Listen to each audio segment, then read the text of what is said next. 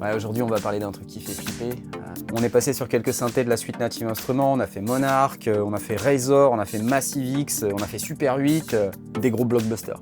Chacun des mastodontes dans leur domaine, synthèse soustractive, synthèse additive, synthèse à table d'onde, blablabla. À un moment donné, il va quand même falloir qu'on parle de FM. Non, je sais ce que vous allez me dire. Je sais ce que vous allez me dire. Vous allez me dire... je suis pas venue ici pour souffrir, ok? Non, pas ça. Vous allez me dire, la FM, c'est super compliqué, j'ai rien compris. Je sais, Jean-Kévin m'a déjà écrit ça dans un commentaire. Ma mission du jour, c'est d'essayer de vous réconcilier avec la FM.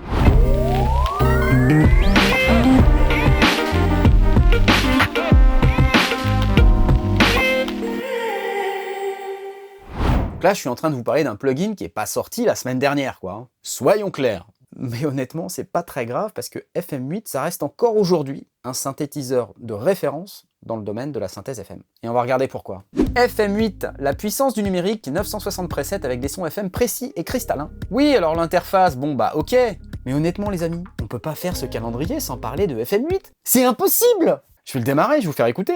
FM8, ça fait partie de ces plugins qu'on peut démarrer en standalone ou mettre en plugin dans sa station de travail audio numérique. Moi aujourd'hui, j'utilise Ableton Live et je vais l'utiliser en plugin. Tiens, le voilà, FM8, ha! Et voilà! Nous voilà revenir cette bonne vieille année 1955. En 1955? Mais arrêtez, c'est vachement super! Bon bah à l'interface de FM8, vous avez un navigateur, vous pouvez aller sélectionner les différents critères, par exemple piano, électrique piano, et ensuite je peux les jouer. Donc il y a plein de presets comme vous vous en doutez, et donc c'est des presets qui mettent en valeur les bienfaits de la synthèse FM.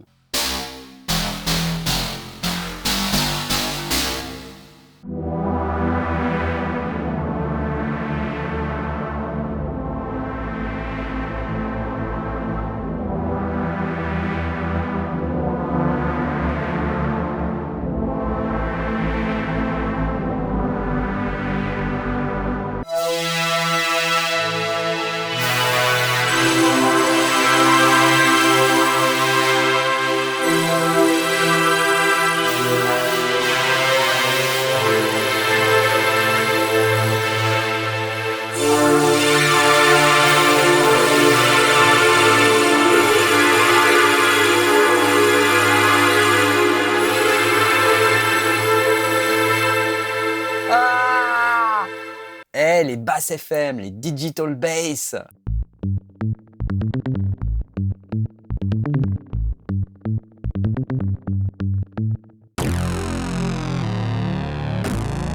Waouh!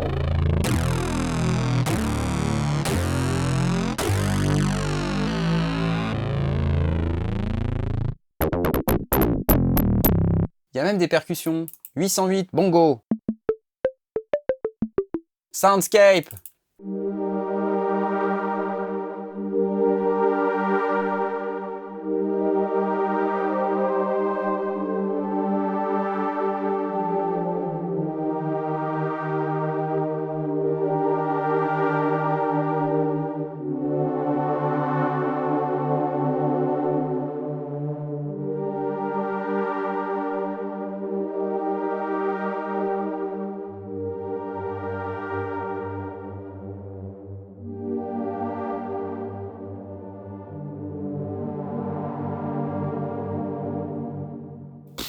Vous allez me dire, Knarf t'es sympa mais on comprend toujours rien, t'as juste joué des sons et puis on comprend toujours rien. Ouais, c'est vrai. Ok, je vous explique rapidement. Top chrono, la FM en 5 minutes. Gros challenge, ça va être un échec, je le sens. Alors le mieux, c'est d'aller dans la fenêtre expert qui est là en prenant un nouveau son et de voir que sur la droite, on a ce qu'on appelle des opérateurs. Les opérateurs de A à F sont tous identiques et si je prends par exemple le F, il y a des réglages assez simples qui permettent par exemple de changer de sinus à triangle, square, sawtooth. Et pour pouvoir l'entendre, il faut mettre une valeur dans la petite ligne grise qui est là. Vous voyez cette petite ligne grise, elle représente la sortie audio du synthétiseur. Donc là par exemple, F sort à hauteur de 80 vers la sortie audio du synthé. Mais si je veux, je peux cliquer un petit coup de bouton droit sur E et puis mettre une valeur ici en cliquant et en montant. Voilà, et je peux mettre un coup de bouton droit sur F, et du coup on n'entend plus F, mais on entend E. Et pour vous convaincre que c'est bien E, ce que je vais faire, c'est que je vais changer, et je vais mettre Square à la place. Je peux rajouter le F en cliquant un coup de bouton droit dessus, et j'ai les deux à la fois. Si je veux, je peux les désaccorder entre eux en cliquant sur l'un d'entre eux, en allant changer. Ça marche. Donc les opérateurs A à F peuvent aller vers la sortie principale s'il y a une valeur là-dedans et qui sont allumés bien sûr. Clic, clic, clic. J'ai oublié le A. Clic. Qu'est-ce qui se passe si je mets une valeur ici? En fait, je dis à FM8 que je vais moduler l'opérateur F avec l'opérateur E.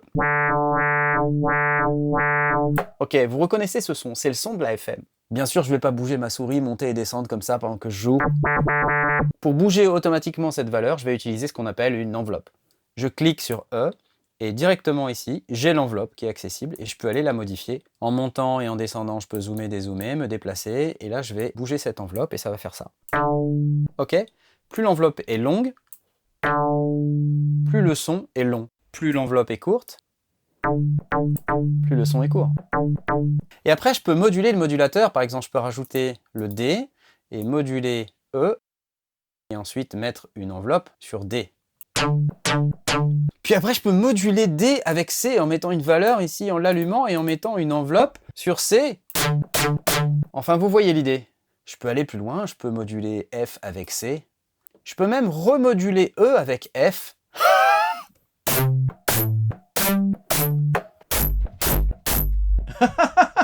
Vous voyez l'idée. Et cet enchevêtrement d'opérateurs avec leurs valeurs partout, c'est ce qu'on appelle en FM un algorithme. C'est une combinaison d'opérateurs qu'on utilise pour pouvoir fabriquer un certain type de son. Il y a des presets pour ça. Vous voyez par exemple, le numéro 10, c'est comme ça. Si je prends le numéro 13, c'est pas le même son. C'est normal, c'est pas le même agencement d'opérateurs. Le 18. Et la synthèse FM, c'est beaucoup de trial and error, comme on appelle ça. Vous testez, vous écoutez. Si ça vous plaît, vous gardez, sinon vous recommencez. Là, j'ai pris le numéro 5 et je suis sur l'enveloppe E. Je peux mettre un peu d'attaque sur cette enveloppe, ça me donne ce son-là. C'est cool. Un truc que j'aime particulièrement, c'est qu'on peut rajouter des points sur ces enveloppes en cliquant un coup de bouton droit là. Je peux rajouter un point. Là, un petit coup de bouton droit, je peux rajouter un point. Là, un coup de bouton droit, je peux rajouter un point. Ça, c'est de la flexibilité. Il n'y a pas beaucoup de plugins qui savent faire ça. Je peux même synchroniser cette enveloppe au tempo en cliquant ici. Regardez, j'ai des valeurs musicales sur l'enveloppe. Et cette enveloppe, on peut la boucler, faire en sorte qu'elle réagisse par rapport au tempo, etc., etc. Un truc rigolo quand on module avec un opérateur, c'est d'utiliser des ratios différents. Par exemple, le E, si je veux moduler dans F, je mets une valeur ici, je mets mon enveloppe. Ça me donne ce son. Et je peux changer ce qu'on appelle le ratio ici. Si je change le ratio du E et que je mets un ratio plus haut, vous voyez, ça donne un son un peu plus métallique, un petit peu plus cristallin. Je peux monter encore. Encore. Encore. Ouais, c'est cool, non? En fait, ce qui est encore plus intéressant, c'est d'aller en dessous de 1. De mettre, par exemple, un truc à 0,5.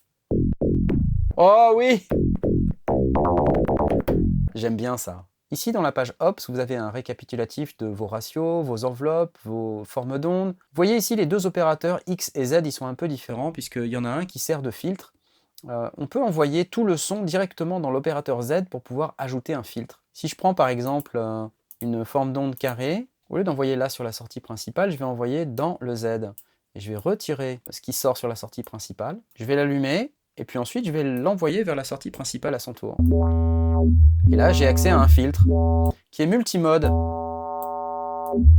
et résonnant. Et en réalité, il y a même deux filtres et on peut les router en parallèle ou en série si on veut et les éclater sur le spectre. Et ça donne des sons, mais... Et là, avec Env Amount, on peut aller mettre une enveloppe sur ce filtre. Regardez. Et puis comme tout à l'heure, cette enveloppe, je peux la synchroniser au tempo, je peux rajouter des points, enfin, ça devient un peu dingue, non? Ici, une matrice de modulation, c'est le même principe, c'est-à-dire vous mettez des valeurs, là, par exemple, si je veux que ma roue de modulation aille agir sur F, le keyscaling, c'est ce qui permet de définir comment réagissent vos opérateurs en fonction de où vous jouez sur le clavier.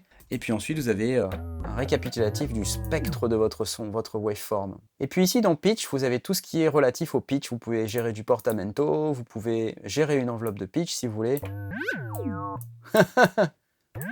Regardez, hop. Bref, penchez-vous un peu sur la synthèse FM. Et puis FM8, ce que j'aime bien, c'est qu'il fait plein de trucs. Alors ne vous fiez pas au fait que c'est pas un plugin tout jeune, parce que ça marche toujours d'enfer. En plus, on a des effets, on peut rajouter du chorus delay. La reverb. Ouais, c'est intégré tout ça. Overdrive. Et puis on a des templates ici, regardez. Inverse flanger. Ok. Et il y a même un arpégiateur qui est assez cool avec plein de paramètres. Alors le truc aussi, c'est qu'on peut morpher entre plusieurs presets, c'est quand même assez dingue. Là par exemple.